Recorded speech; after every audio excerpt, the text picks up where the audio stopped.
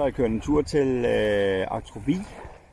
Ikke nede ved planteskolen, men over mere i norddelen af Arktrubi. Her der har vi altid fanget mange fisk. Og i sidste sommer der var det helt vanvittigt herude. Og nu er det godt nok forår, tæt på sommer.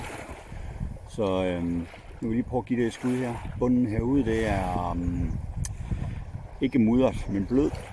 Og der er masser af spredte tangplanter over det hele herude. Og fisken kan være alle steder. Det er ikke noget med revler og banker, og måske lidt muslingebanker, men ellers så er det bare spredte tangbuske.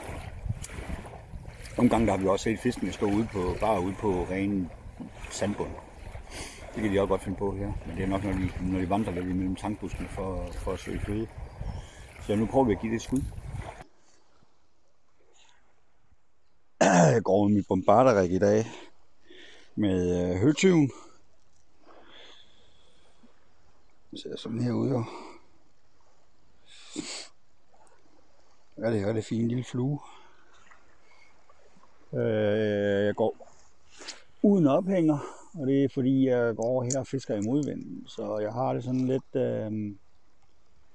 tit haft lidt problemer med at kaste med bombarder i modvind, så kan ophængerne og fluen inden godt hægte sig fast i hinanden. Jeg ved ikke om det er bare mig, men det er det jeg oplever. Så retter jeg mit fiskeri ind derefter. Men falder den ellers en lækker morgen herude i Arktrubi.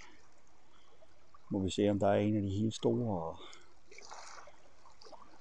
helt store madammer herude i dag. En af dem der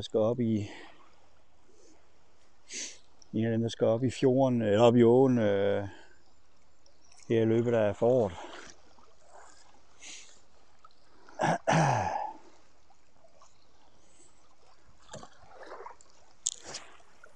Flyder en lille smule ålgræs rundt herude,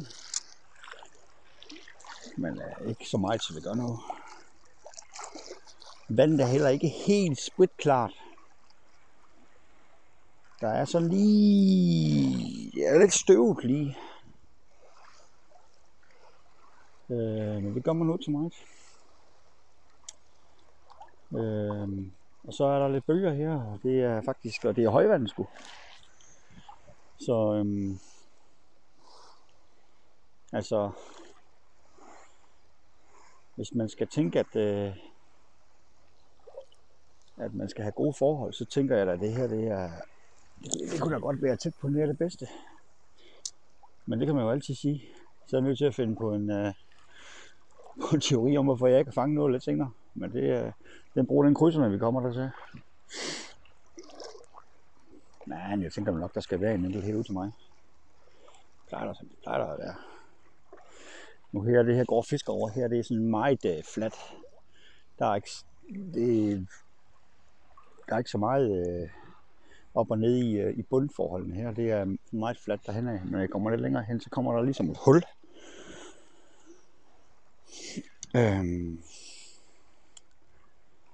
Og der har der tit stået noget fisk. Ja, der er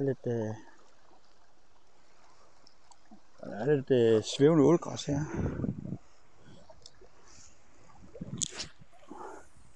Der var ingen, der havde sagt, at det skulle være nemt.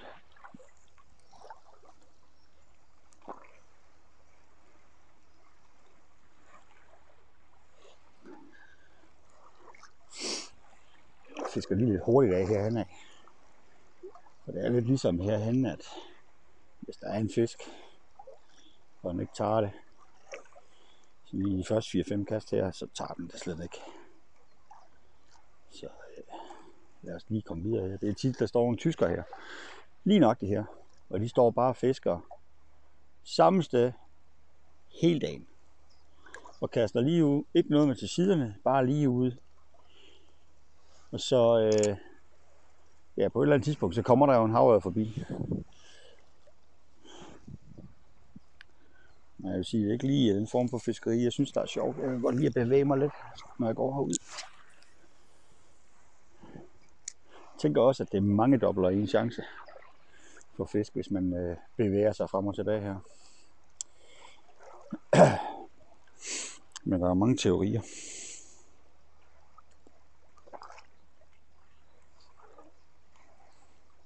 Der er lige så mange teorier i havrefiskeri, som der er havrefiskere.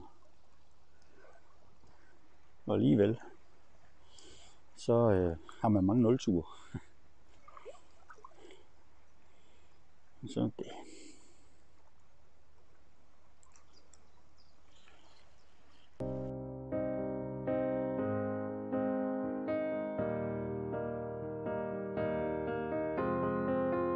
I will run, I will climb, I will soar. I'm undefeated. Oh, jumping out of my skin, pull the cord. Yeah, I believe it. Oh, the past is everything we were. Don't make us who we are. So I'll dream until I make it real, and all I see is stars. It's not until you fall that you fly. When your dreams come alive, you're unstoppable. Take a shot, chase the sun, find the beautiful. We will go in the dark, turning dust to gold, and we'll dream impossible. Possible.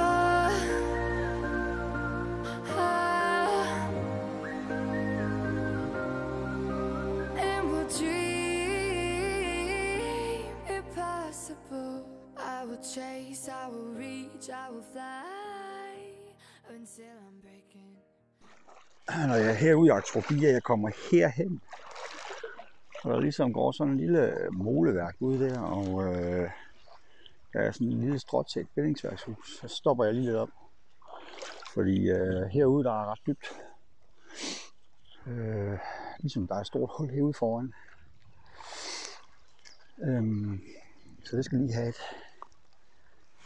skal selvfølgelig have lidt ekstra opmærksomhed.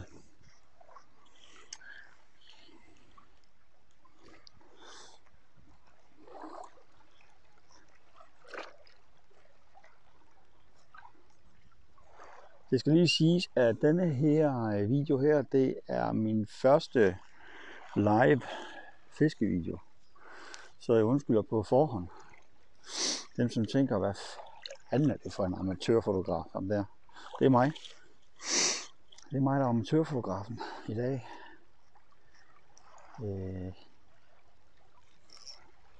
Men hele delen med det her, det er ikke, at det skal være guldbelagt. Det skal bare fungere. Der er sådan set ikke så meget andet at sige til det. Ja, ja, rigtig godt, en rigtig god fornemmelse lige her. Jeg synes også, der var et eller andet, der lige puffede til den derude lige for 2 sekunder siden. Om det bare var mig, der så spøgelser, det ved jeg ikke. Lad os nu se.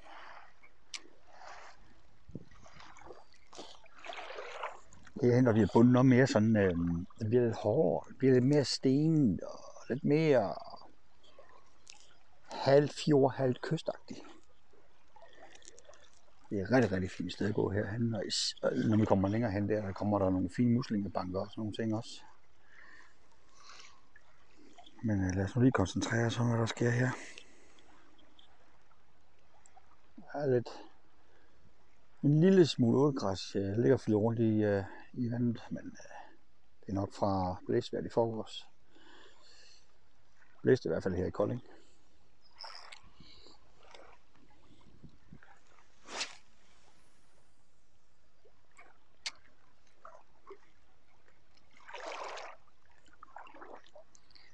Så lige her for enden af molen her, der går der en lille stenrev ude. Sådan en lille menneskeskabt stenrev. Og en masse blæretang på. Og det er altså rigtig godt lige at gå op af. Både på den her side og på den anden side. Det er bare lige et spørgsmål om, hvad side I går på i dag. Om vi overhovedet er der. Men må ikke.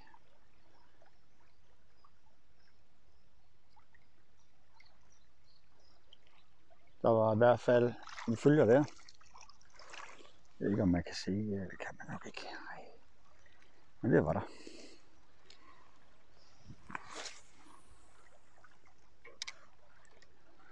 Den kunne jeg godt tænke mig at fange.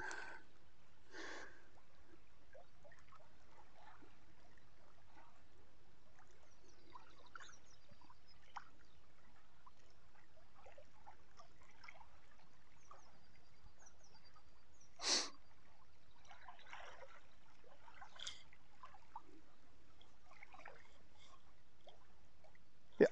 Ej, for Simon da. Så er det så, at man måske skulle overveje, om man skulle skifte flue til noget, der er mindre. Fordi den her, den napper helt tydeligt lige i de her... hvor fanden er den der? I de lange halefjer der. Men jeg synes nu lige, jeg vil give den et skud med. Det var ikke en... Jeg ved sgu ikke, hvor stor den var. Men det var nok ikke en målsfisk, men... Og så alligevel. Det kan man jo ikke vide.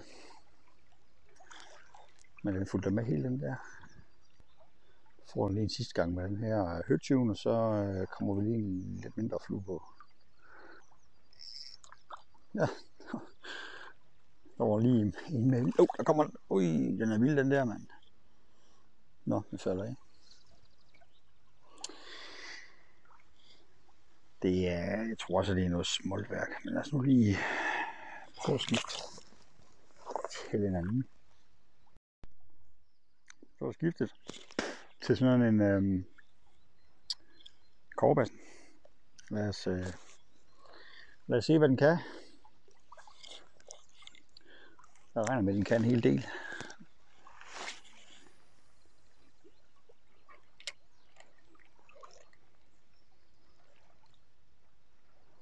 Lad lige min bombarder synke en lille smule, inden jeg haler ind her.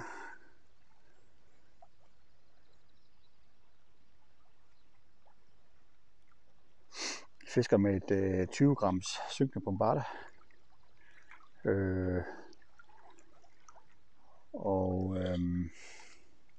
Jeg prøver at spænde ind sådan, så den kører lige under overfladen. Ja, det er lidt svært, det kan jeg se, men jeg tænker, at det bølger også nu, så går det nok, at den bryder. Jeg godt kan bryde overfladen lidt en gang imellem.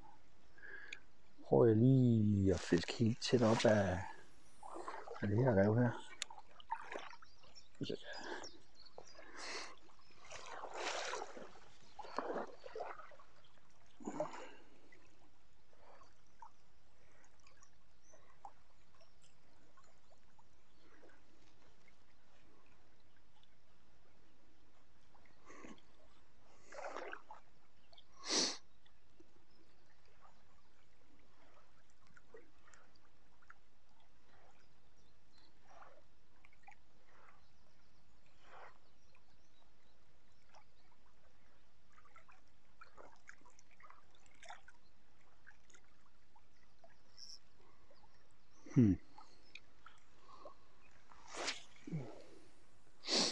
Prøv lige at tage kassen skråt ud fra revet også, for at se om det skulle være noget den vej ud af.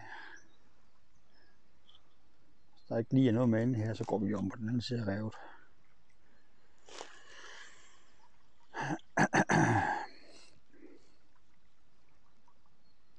Og der var kraftigt med en fisk, der bevægede sig lige ude på enden af revet derude. Den skal jeg lige ud og prøve at se, om vi kan få fat i.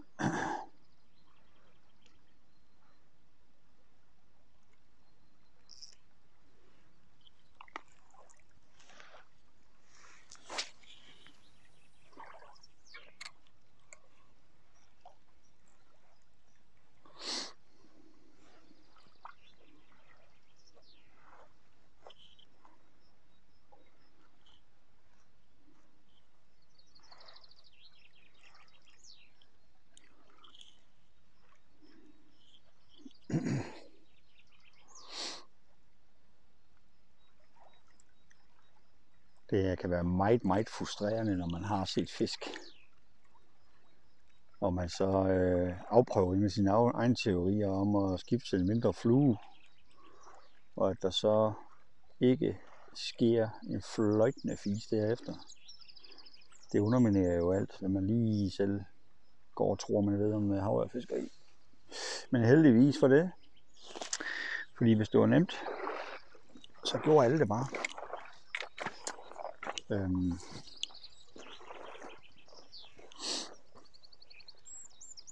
Det skal siges, at jeg startede mit havfiskeri, da jeg var 10 år gammel.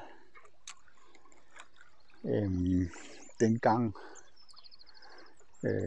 havde jeg jo selvfølgelig ikke nogen penge. Jeg havde jo noget, jeg arbejdede jo ikke. Så det var meget sparsomt, hvad jeg havde fiskekar i min kasse. Og jeg fiskede faktisk bare med et filurblink. Og det var over i Kerteminde, hvor jeg kommer fra, over ved Kickenborg. Og fangede masser af havre. Masser. Og nogle gange tænker jeg på, om vi gør det for besværligt. Altså, skal der mindre til? Men det er nok sådan med alt muligt andet, at der kommer jo også nogen, der skal tjene nogle penge på et eller andet tidspunkt. Og så køber vi jo.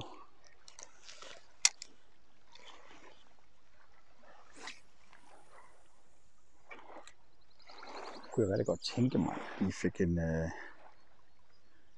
bare en lille en her. Nu for enden af revet.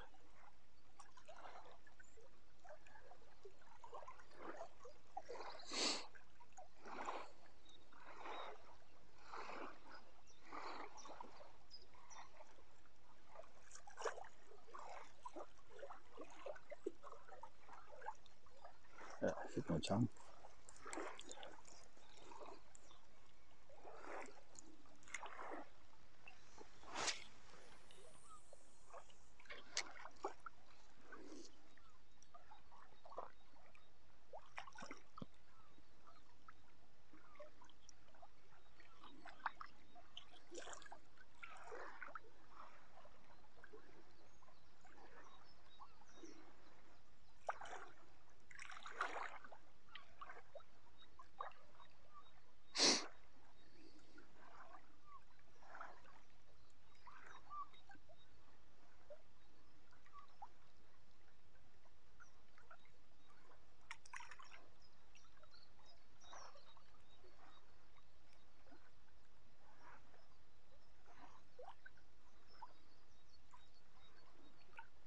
Der kom isfuglen lige forbi. Ser vi tit herude, Kolding Fjord. Jeg ved ikke, hvor mange der er herude, men der er en del. Også i åen, der kan man også finde dem op. Det er jo dejligt at være velsignet med sådan en fugl.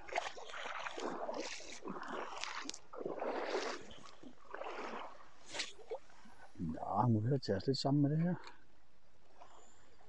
Men det næste jeg kommer hen til her, der kommer der er dybt lige før revet der, og så bliver det lidt fladt her igen, og så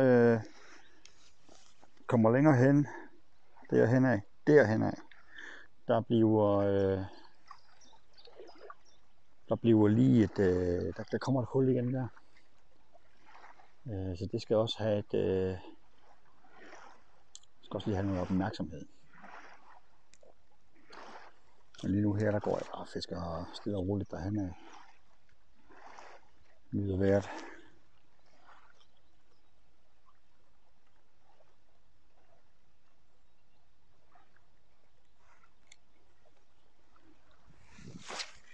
Med kobberbassen her.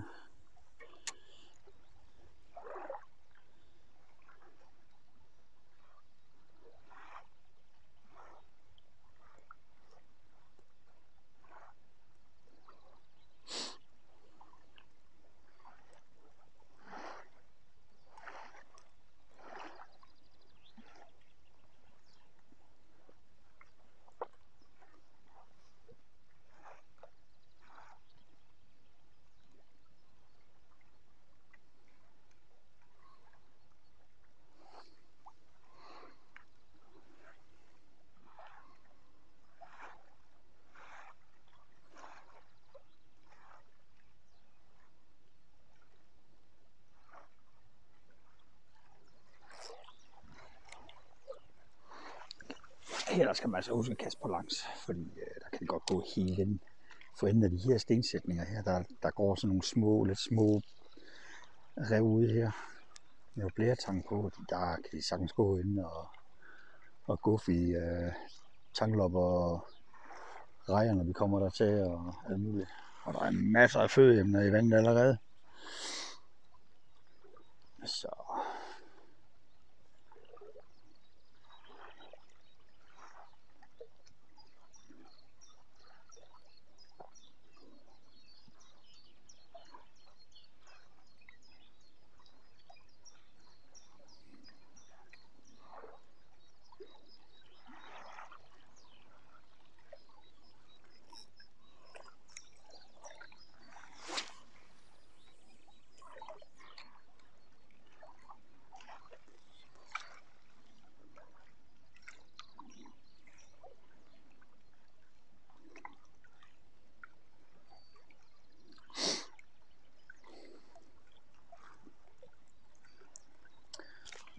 det er jo som sagt et bombarderrik, jeg går med, og jeg sparer lidt penge ved at bruge nylon på dele af min forfangsline, og så loop de sidste 40 cm på i fluorocarbon, så ikke jeg skal bruge fluorocarbon på hele forfanget. Det synes jeg simpelthen det er for dyrt til. Så det er sådan jeg gør det. Kan jeg lige vise senere hvordan jeg laver mit det laver jeg sgu lige en video om hvordan jeg laver mit bombarderrik. Bare lige en lille kort en på 5 minutter. Der skal jeg nok lige vise hvordan jeg laver min knude og fremdeles.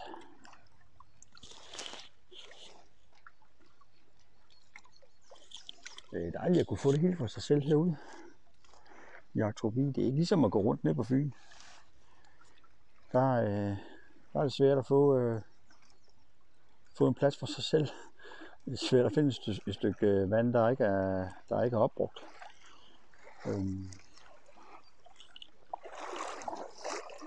Men selvfølgelig fint for turismen. Men vi ser faktisk ikke ret mange havørredfiskere her i Kolding Fjord.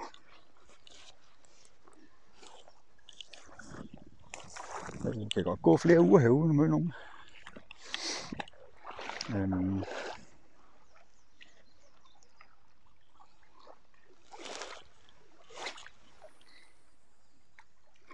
Det er selvfølgelig fint nok.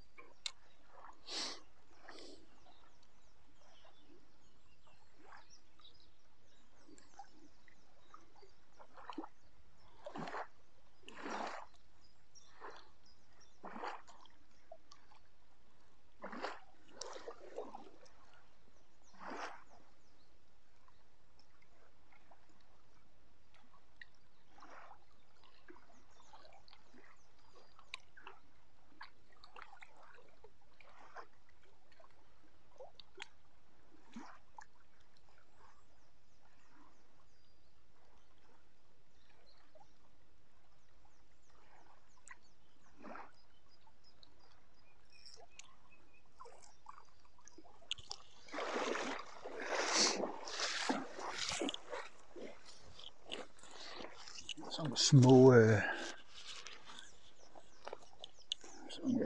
små bugter ind her, som man lige kan gå ind og fiske imellem.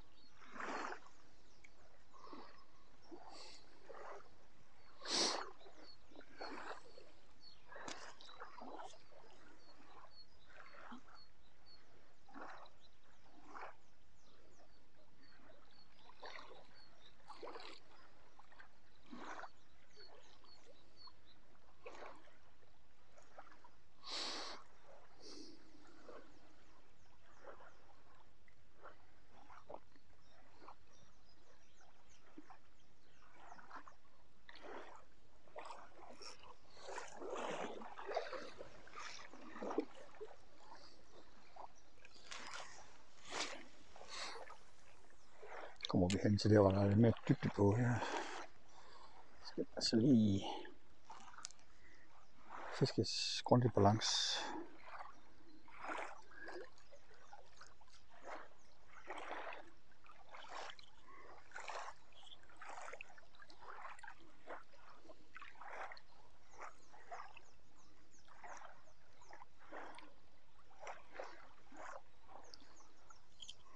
Vandet er meget mere klart herhen. Om det er en fordel, det ved jeg ikke.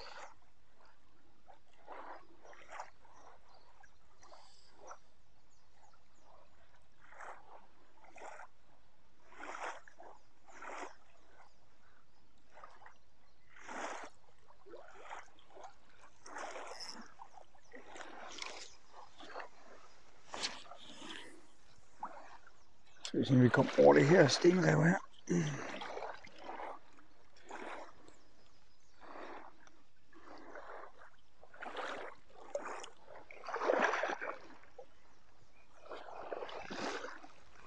Så nu fik jeg også lige hamret mine bukser ind i mine vaders ind i en sten, den var gang til at holde den.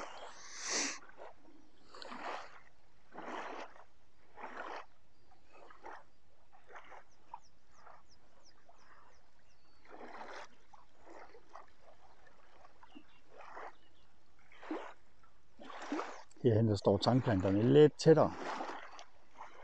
Det er sådan lidt mere havreagtigt herhen. Det er i hvert fald sådan, sådan er jeg det i hvert fald. Jeg tror måske lidt mere på det herhen. Lidt mere, jeg ved ikke om man kan ane det, det er sådan lidt mere kystagtigt herhen også.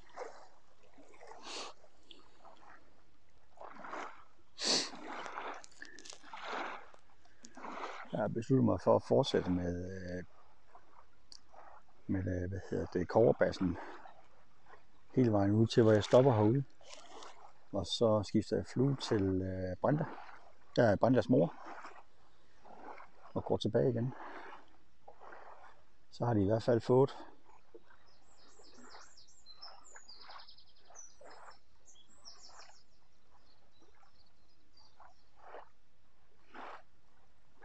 en fisk der. Det er godt nok meget lille en. Det er noget af det her smolt her, som der godt kan være rigtig meget af herude. Det tænker jeg også, det var der andet derhen, jeg så. Vi har der er selvfølgelig både laksesmolt og havørsmolt. Jeg får den her.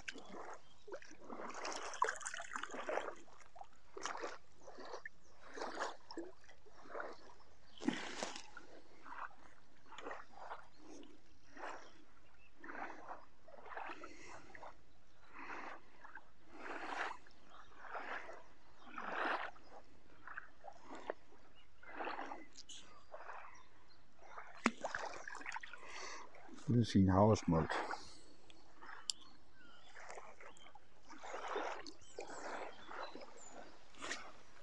Det er da været rimelig træls, hvis det var en af de dage. På den anden side, så er det jo også et rigtig godt tegn, at der er noget smolt herude.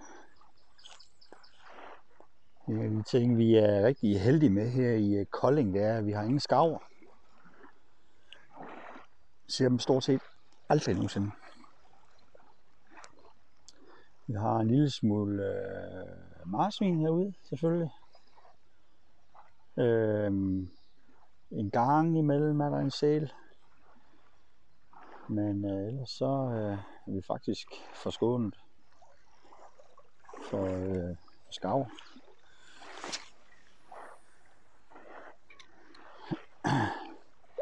Så jeg tænker, at en del af smolten foruden kommer ud.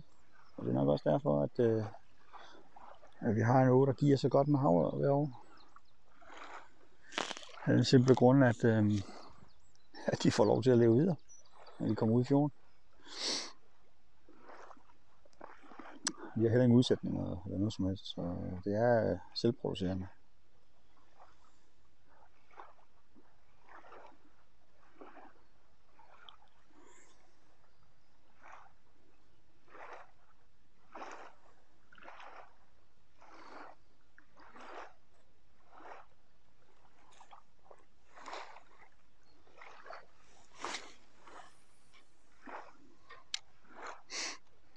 Kolding, der har vi en fiskekonkurrence hver år. Første weekend i oktober, tror jeg det er. Jeg er faktisk ikke helt sikker på, om det er samme weekend som Seatrout Open, eller om det er weekenden før. Og der er vel tilmeldt 100 mand. Alle kan melde sig til. Man må fiske i Kolding Fjord, nord- og sydsiden, og så må man fiske i Kolding Å, og så må man fiske i alle søerne, alle de her søer her, som hører til Sportsfiskerforeningen. Jeg mener, det er 28 søer, man må fiske i. Og der er præmier til alle fangede fisk. Ja, eller alle slags fisk, selvfølgelig ikke alle fangede fisk, men alle slags fisk. Og hver år bliver der taget en havre i åen på en 4-5 kilo, og der bliver taget nogen på kysten også, eller i fjorden herude også. Så bliver der taget nogle ordentlige gedder, nogle karper.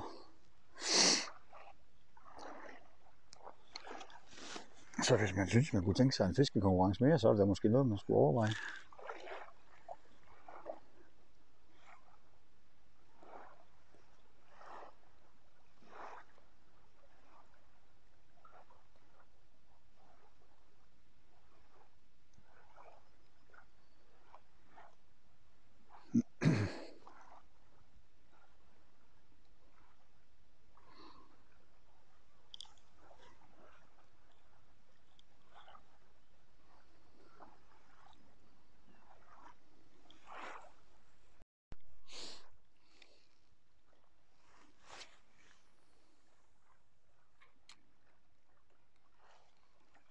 Det næste, der kommer herhen efter de høje træer, det er noget, der hedder Kulhavnen. Det kalder vi den i hvert fald. Det er en gammel kulhavn, hvor der blev skibet kul en gang. Og det er sådan fladt. Det er sådan en fladt plateau, der går ud foran kulhavnen der. Med meget hårde sandbund og nogle spredte tangplanter og en lille smule muslingebanke. Det har altså også tit givet fisk. Nu går jeg lige lidt længere hen her, fordi jeg synes, at jeg vil godt tænke mig at udnytte, at det er højvand, det er. Så jeg får fisket det her vand af herinde.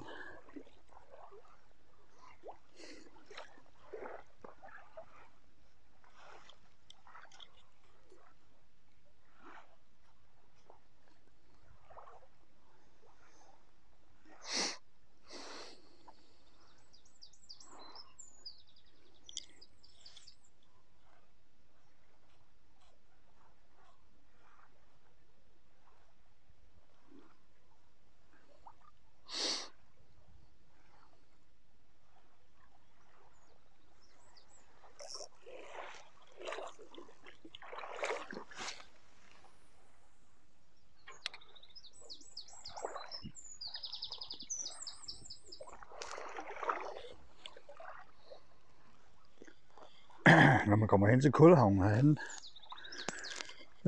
og man godt kunne tænke sig lige at tage en pause, så skal man lige passe lidt på med at sætte sig op på stranden. Vi må gerne gå der, men vi må ikke tage ophold. Og der bor en dame deroppe, som er sådan rimelig... altså hun holder på sin ret.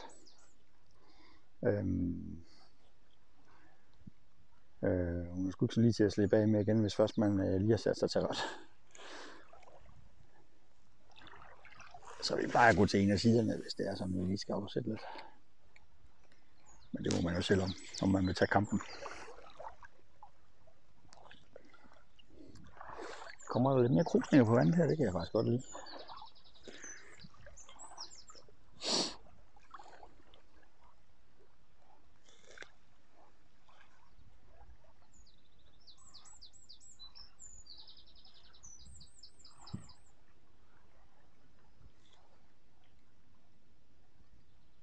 Synes jeg, der var noget nap der. Kan det passe? Nej, det er ikke.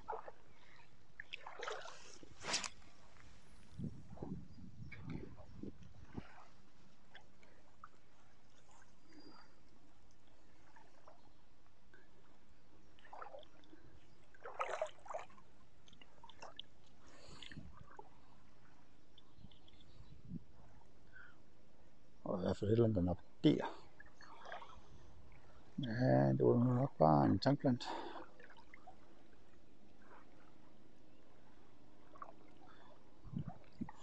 Eller hvad?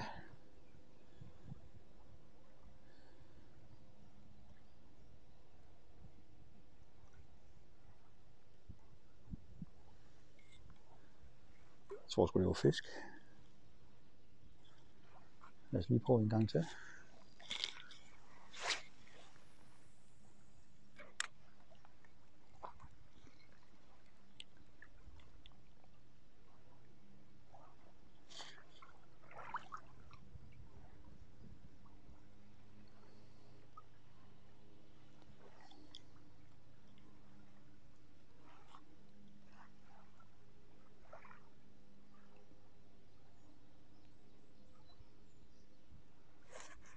Det er sgu fisk det der.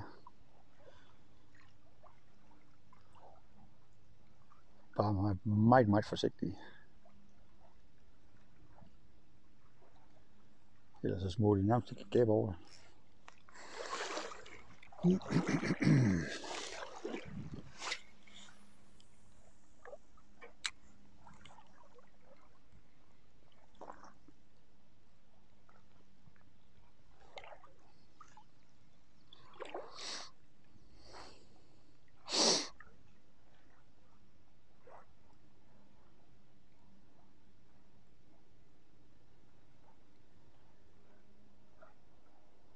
Jeg fisker kun med 4 slags fluer herude, eller i det hele taget.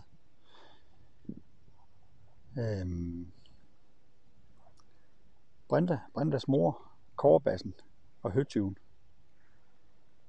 Det er det, jeg går med i min flueæske. Jeg gider ikke at have mere med, fordi de 4 fluer, de skal kunne tage en havre, hvis de vil hugge. Der skal nok være en eller to, der er helt uenige med mig, men det er jeg sådan set ligeglad med. Det er jo mit fiskeri.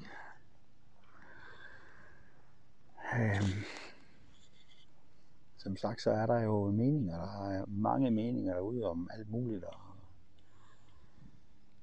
jeg kan bare godt lide at gøre det simpelt for mig selv. Jeg er ikke den store grejfreak, altså. Jeg tænker en lille smule mere på bare at prøve at fange noget, end hvad jeg ejer og har.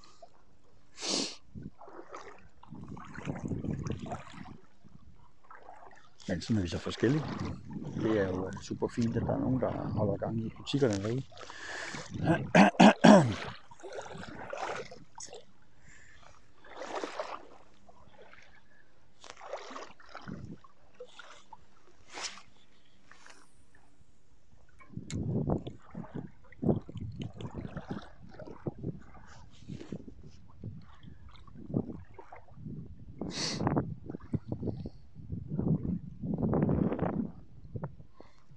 Blæser det også lidt op her.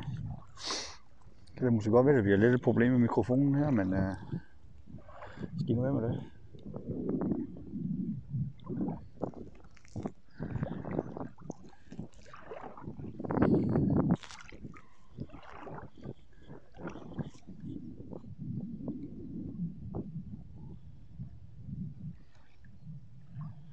Spørgsmålet er, om det er så højvand, jeg kan komme ud og gå ud på den anden side af kulhavnen her.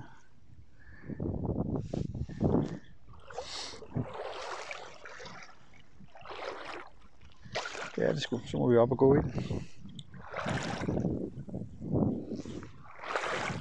Fordi heroppe, der er nemlig lavvand. Så. Det er også fint nok at gå og kaste ud over det dybe her.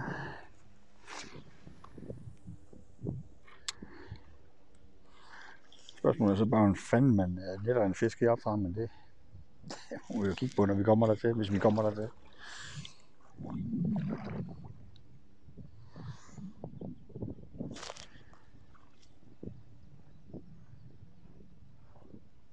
Man kommer længere hen der, kommer der nogle badebroer og noget værk. Der er inde imellem de badebroer der er nogle masse muslingebanker og masser af muligheder for godt fiskeri derhen. Det plejer bare aldrig at gå så langt.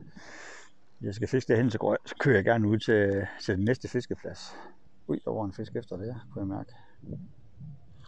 Det var en smolt. Den næste fiskeplads derude, det er ude ved, hvad hedder den derude? Planteskolen. Og der kan man gå ud af fjorden. Og der bliver det meget mere kystagtigt ude ved skrænterne. Man kan godt ane dem derude, og så helt ud til spidsen derude. Planteskolen, det er hen ved det hvide hus derhen. Og det er en giftig sommerplads. Især om aftenen. Der er dybt, og der kommer en masse frisk vand ind langs kysten derinde. Så når det er lidt varmt, så kan det godt være et rigtig godt sted at lige prøve at give den et skud.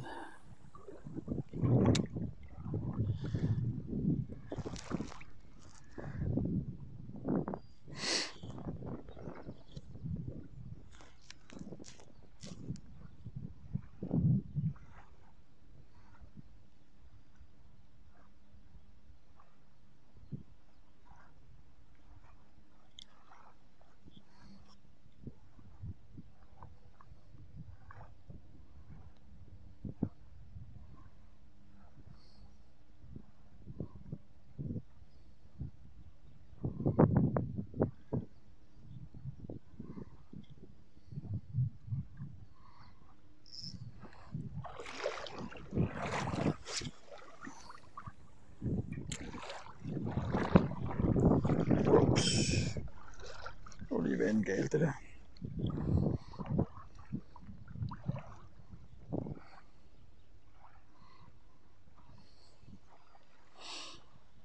Nu kommer vi nok til at sidde fast i en tankplante derude. Nej, måske ikke. Nej.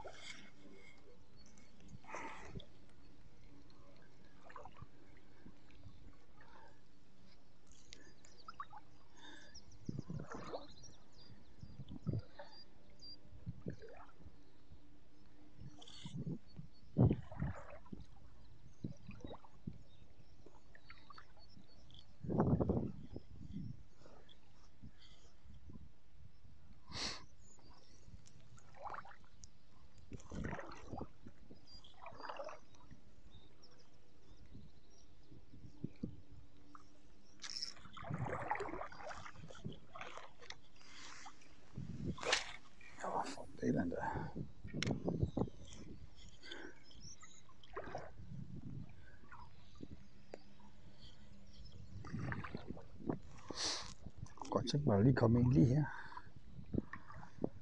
Hammer til den.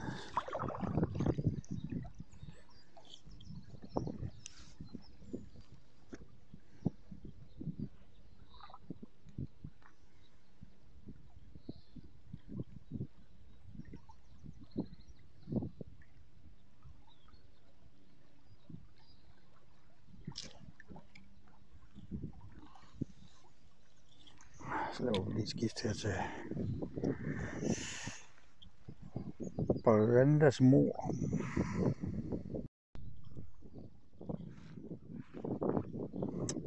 Prøver vi lige hende her i stedet for. Brandas mor.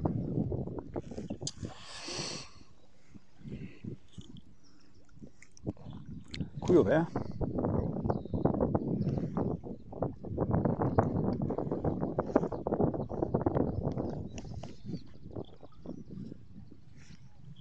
Kom solen lige frem et øjeblik her. Kaster godt på langs her, fordi altså der er masser af fin bund helt ind langs med land her, og det er højvandet. Så du kan sagtens gå helt ind her.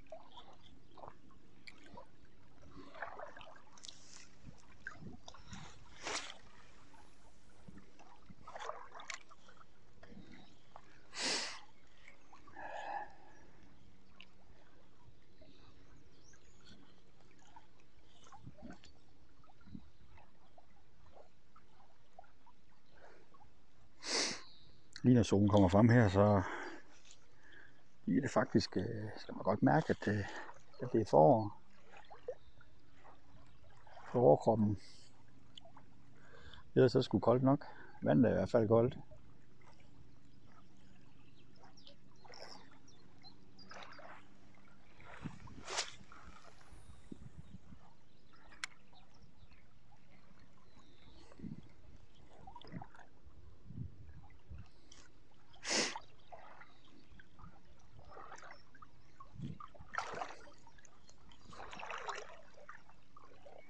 Jeg synes sgu godt nok lige, at jeg så en fisk, der vendte så lige 10 meter foran mig der.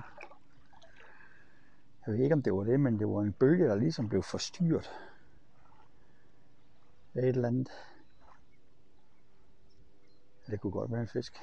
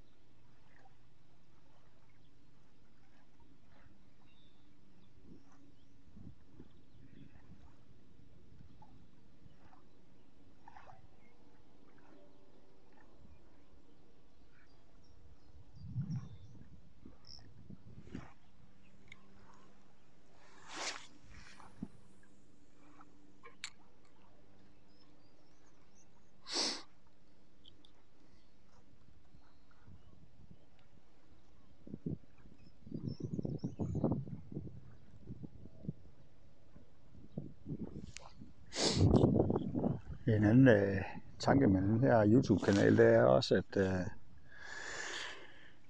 jeg vil gerne hjælpe med at lave nogle pladsguides til dem, der godt kunne tænke sig at komme ud og prøve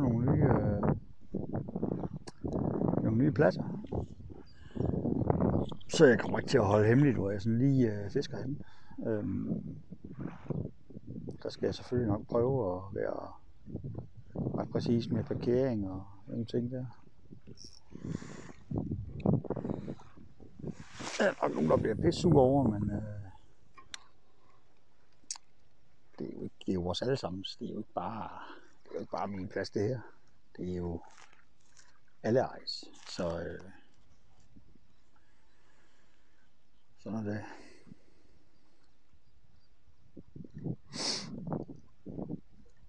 Nu kunne jeg godt tænke mig, at der lige var en, der hamrede til den og fuld hammer.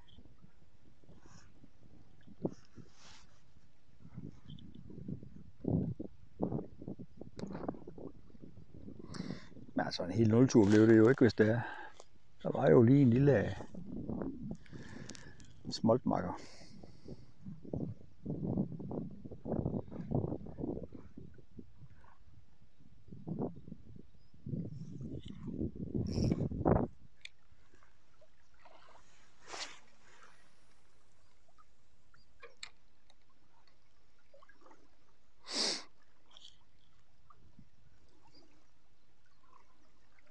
Og så har vi også en anden vej, vi skal fiske jo.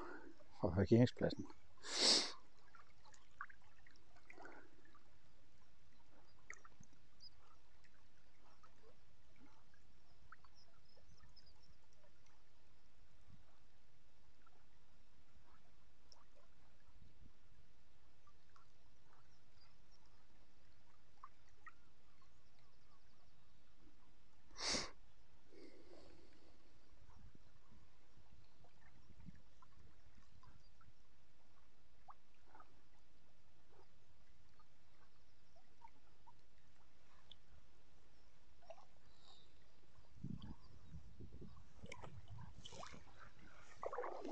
Vi prøver lige på langs igen her. Så ikke kan vi vader lige ind over dem.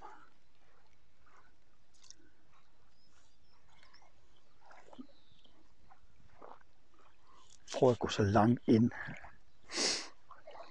som jeg kan her, så ikke jeg går glip af noget vand herude.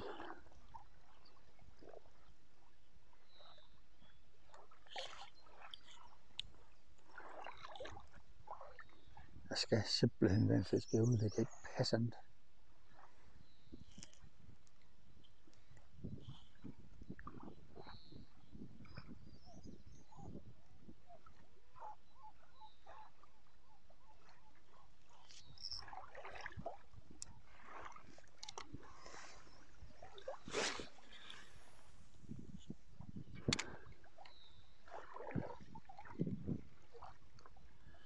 Nu går jeg og fisker hen over et plateau herude, hvor jeg mener, at lidt længere ude, der er der nogle muslingebanker, som jeg lige kan nå ud over.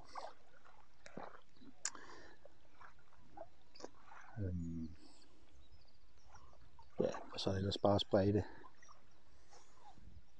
Der var noget der. Der var nej, satans også. Der var i hvert fald en fisk der. De er halvvejs forsigtige. Ja, de er. Det var ikke en smoltfisk. Det kan godt være, den stak sig.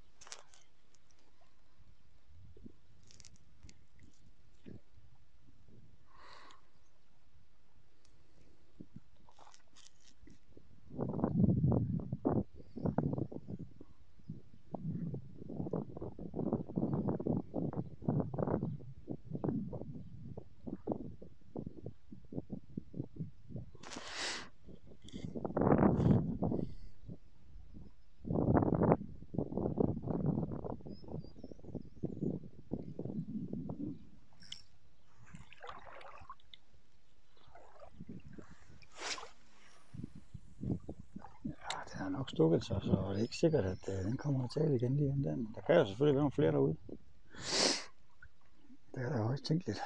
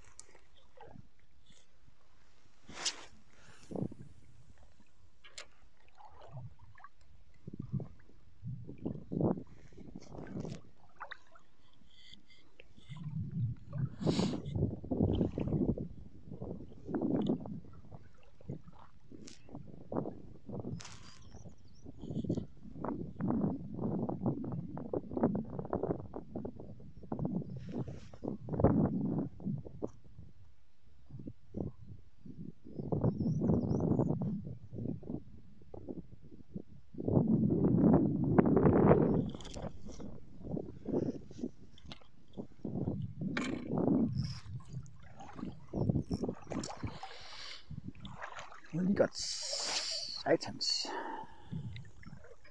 Jeg tror, vi skal lidt længere ud af jorden, tror jeg. Den huggede faktisk ret langt ud.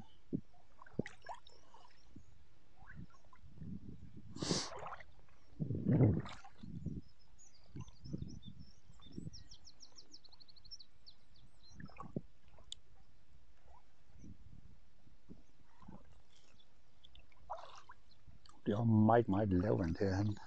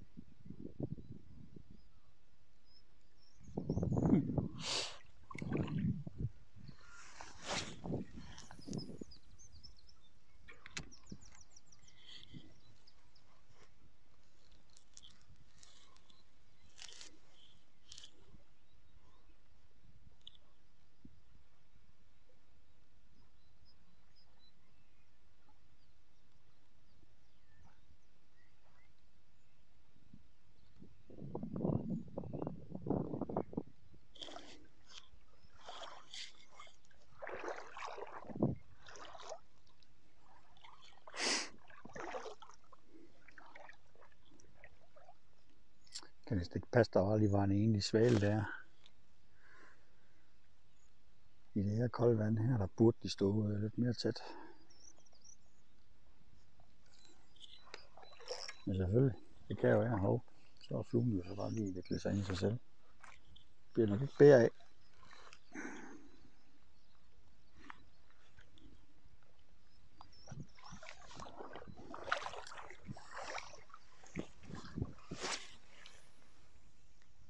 Der er nogle gange, man kan komme ud for her i Kolding Fjord, at man løber ind i noget helt vanvittigt bonanza-fiskeri. I en eller anden lille vig, hvor der bare står hundredvis af fisk.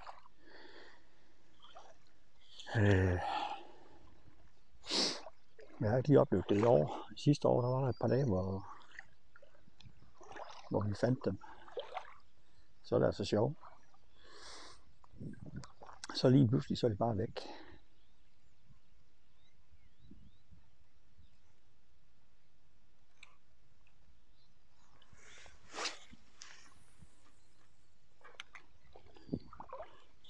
Nu se, når vi kommer herhen af.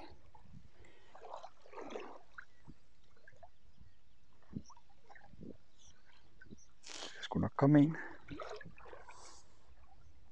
Det er ikke fordi de ikke er her.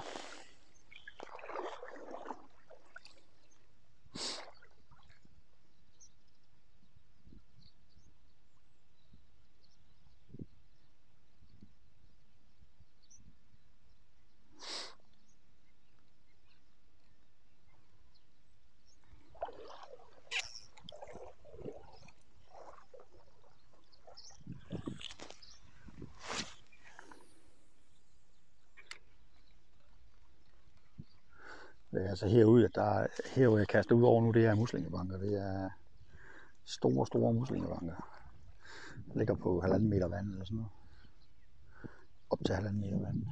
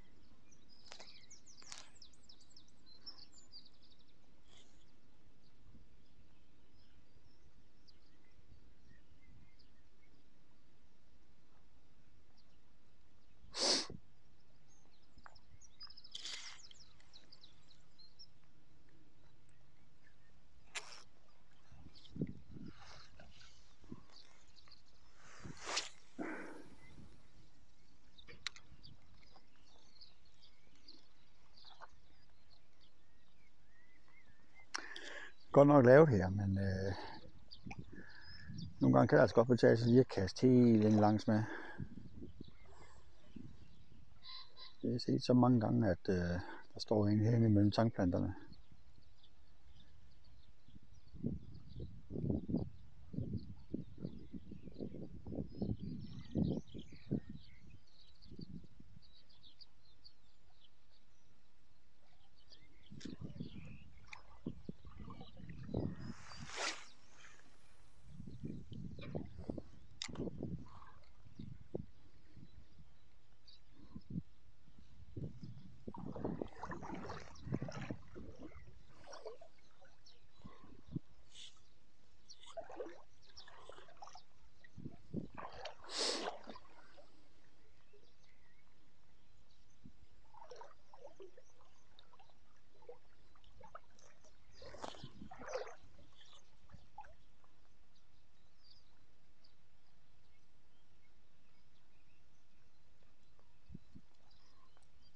Jeg er sgu ret sikker på, at der går en sti lige her. Jeg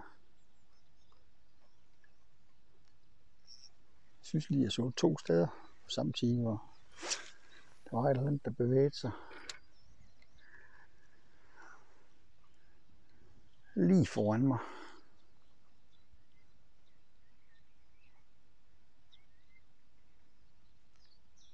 Selvfølgelig ikke sikkert.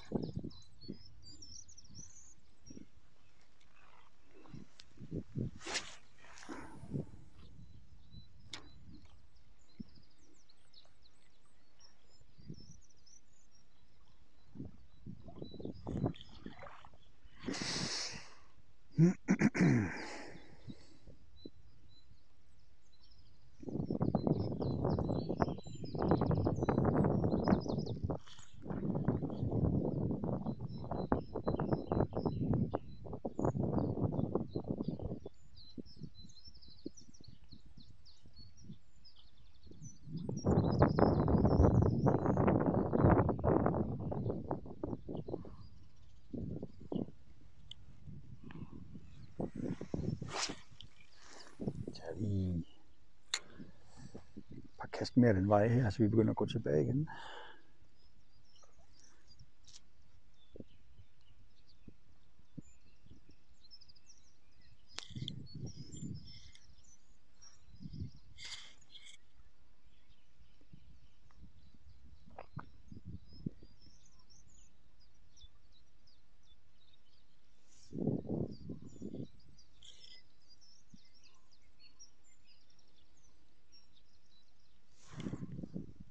Nu kommer der selvfølgelig lige nogle roer derude, det er jo rimelig træls.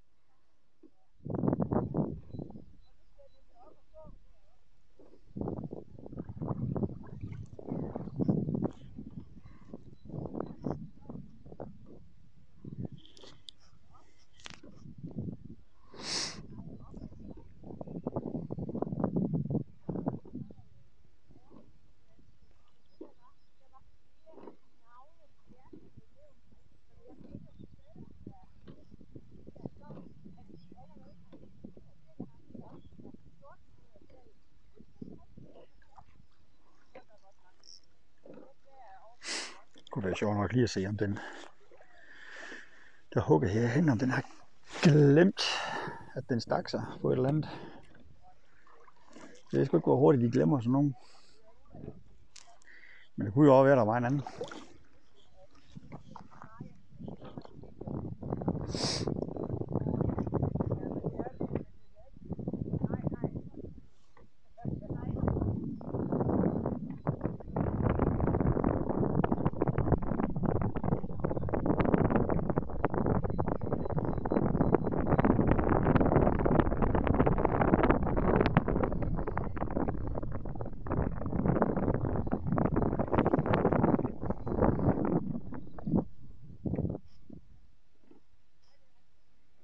Ja, der var der en, der gik efter på en butterflot der. Det var da for åndssvagt. Det var bare en smoltfisk.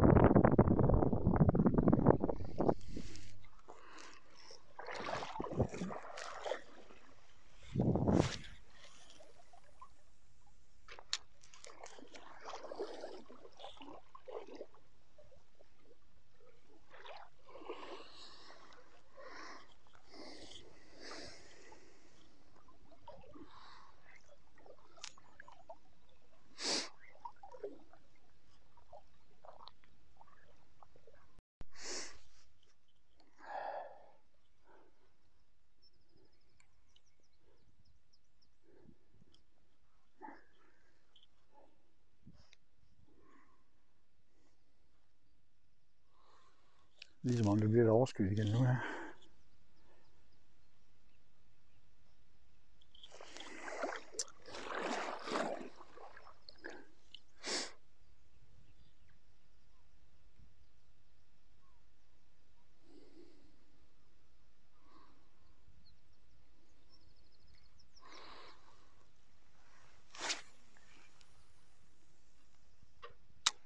Det kan godt være, at vi lige skal have en skylle.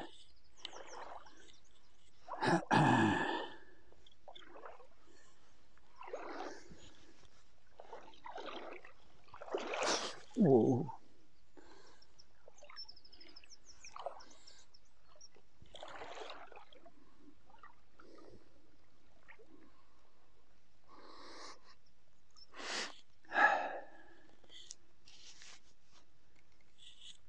Jeg tror kraftigt, at der ligger et dødt dyr et eller andet sted her. Jeg tænker helvede til.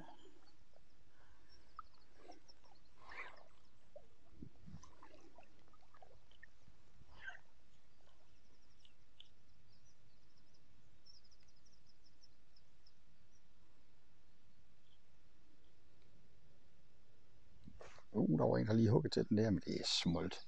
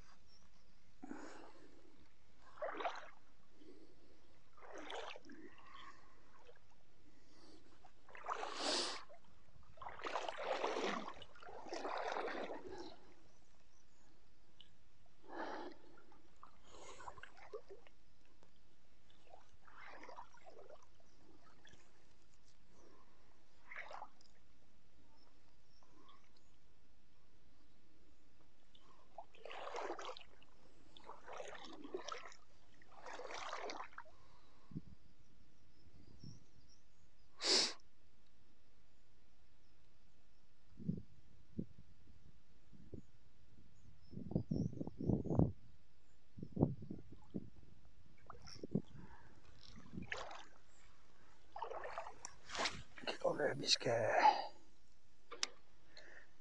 gå tilbage til bilen. Prøv at fiske ud af...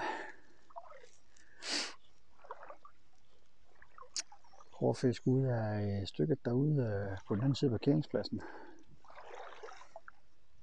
Det er jo ikke lige her, de store stimer, de står. Men man kan jo altid blive overrasket.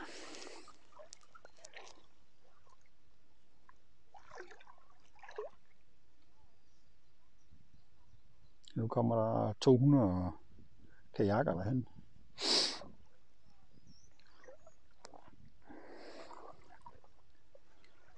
Kan vi give den en sidste kast der?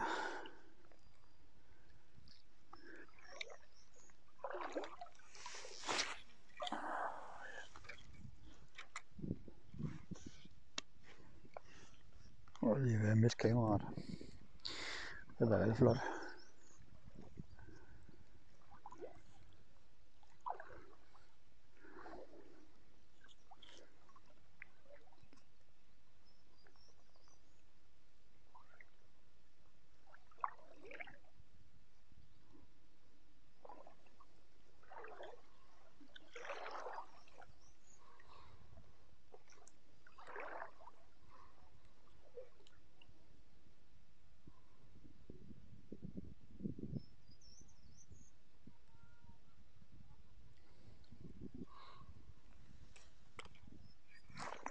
tænker det var det for det sted her. Måske. Jeg sgu det sidste kast den vej der. Sådan er det altid. Så nu den hugger.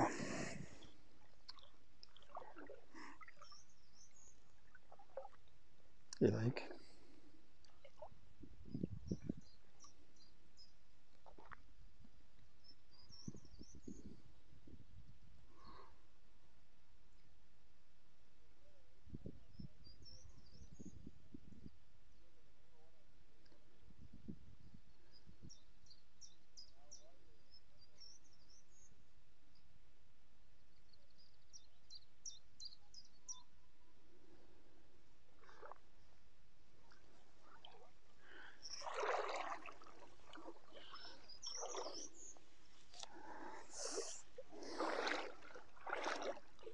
I dag der var det så del 1 af pladsguiden i Kolding Fjord og Agtrup-Vig. Og det er hvor jeg parkerede, det var her det var lige her på den her lille parkeringsplads på Mads Kettlesvej. Der er faktisk også sådan et fiskelogo der, og det var så herhen til højre for parkeringspladsen, at jeg fiskede i dag. De der broer, de var der ikke i dag, fordi det er jo, de er ikke nu sat op endnu efter vinteren. Men hele vejen herhen af, det var det vi fiskede. Og herhen der ligger et lille bondehus, som jeg viste. Og Kulhavnen ligger herhen, lige her. Det er Kulhavnen det her. Og det kan godt være, at det ikke ser ud af så meget lige her, som det ser ud nu, men der er altså nogle fine steder herhen af. Der holder masser af hav altid, næsten. Ikke lige i dag. Del 2, den kommer til at køre på det stykke heroppe. Og i del 2, der tager jeg muligvis også stykket herom med, som vi kalder Djævlebugten. Den her hedder faktisk Paradisbugten. Men ja, det er jo en del af Agtrup-Vig. Så del 2 kommer muligvis næste uge. Del 3 af Agtrup-Vig pladsguiden kommer til at køre herude fra spidsen af Agtrup-Vig og hele vejen ind til planteskolen, som ligger der. Og del 4 kommer til at køre fra planteskolen og derhen til hvor vi sluttede i dag, som er cirka her omkring. Det er sådan set det der er planen. Vi ses.